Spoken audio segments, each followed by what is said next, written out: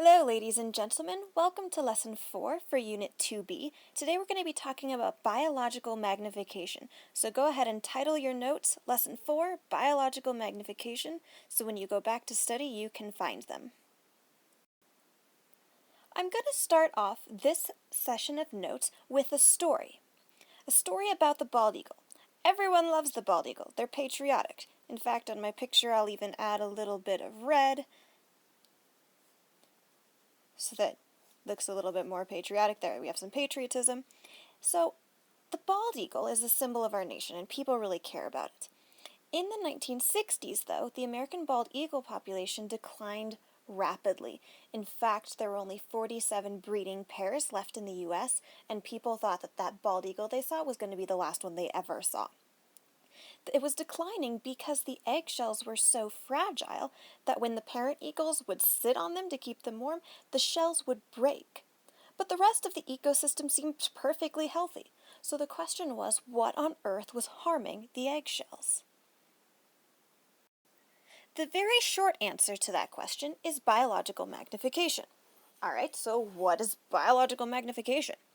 Our definition here is that it is a process in which a pollutant increases in concentration as it moves up through a food chain until it reaches a harmful concentration. That definition is not inherently helpful to us right off the bat. In fact, it doesn't actually make a ton of sense when we say it like that. So let's look at our picture over here. We have water on the bottom here, we have producers, we have some zooplankton, which are little animals that eat the producers like the algae. We have small fish, big fish, and we have some fish-eating birds.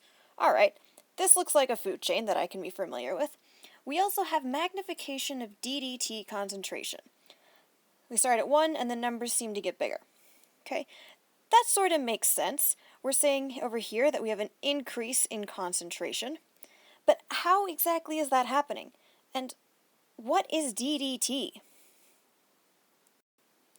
Well, it turns out that DDT was really the source of the problems for the eagles and their eggshells.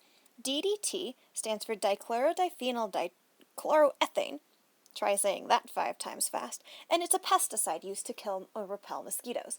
We used to find it all the time in our bug sprays. Some of the strong ones, you can still find DDT in it. And that can be a good thing. Nobody likes mosquitoes. They cause diseases like malaria or dengue fever. And they're really just kind of annoying. I'm going to take my lightsaber pointer and kill the mosquito. Maybe I should have a green one if I'm a good guy. Okay, but for a long time in the early 50s and onto in the 60s, we sprayed DDT on everything.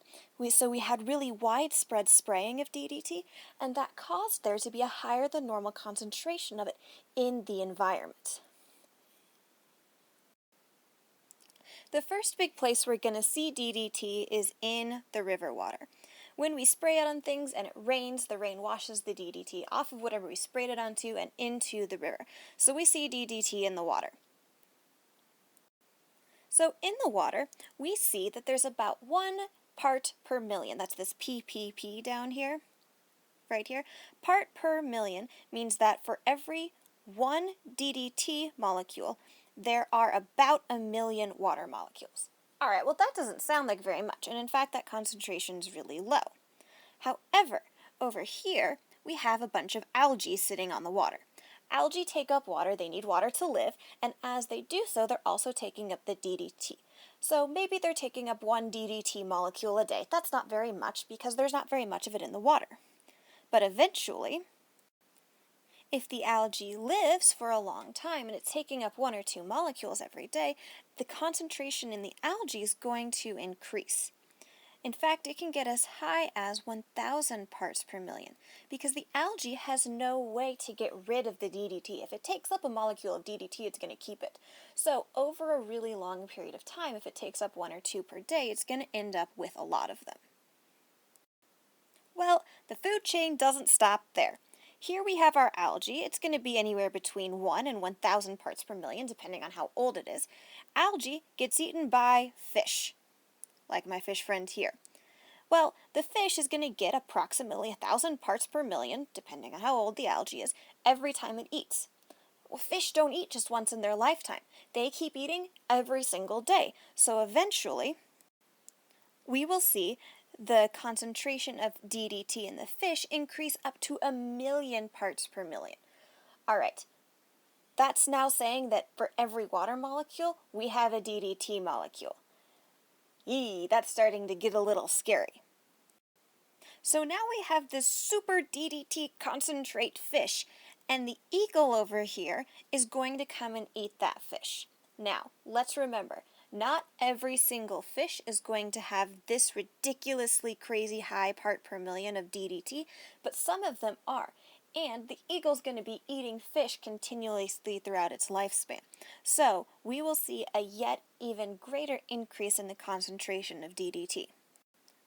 For the eagle, we can see as much to 10 million parts per million of DDT in their bodies. That is too much. That is hazardous, it is harmful, and the DDT is what was causing the eggshells to be so fragile that the parents would break them while they were trying to keep them warm. So, now you guys have this example and you can see how something like DDT can magnify increase in concentration as it moves up through a food chain. So here we are back at our definition of biological magnification. We said it was a process when a pollutant increases in concentration as it moves up through a food chain until it reaches a harmful concentration. And now we have an example that has been explained, and we can watch how DDT moves up through the food chain to the eagle until it is harmful to the eagle. Now, there are a couple of other things besides just this definition that are important to understand biological magnification. So I want you to take a second and write down 2 important things that you need to know in order to understand biological magnification. So go ahead and pause the video now.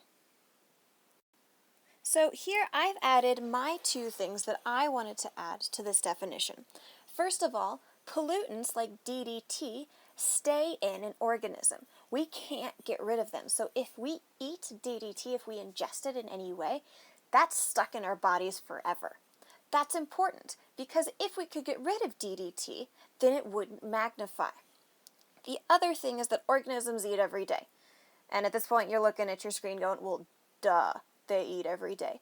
But that's important too. If we didn't eat every day, we wouldn't be constantly intaking the pollutant like DDT.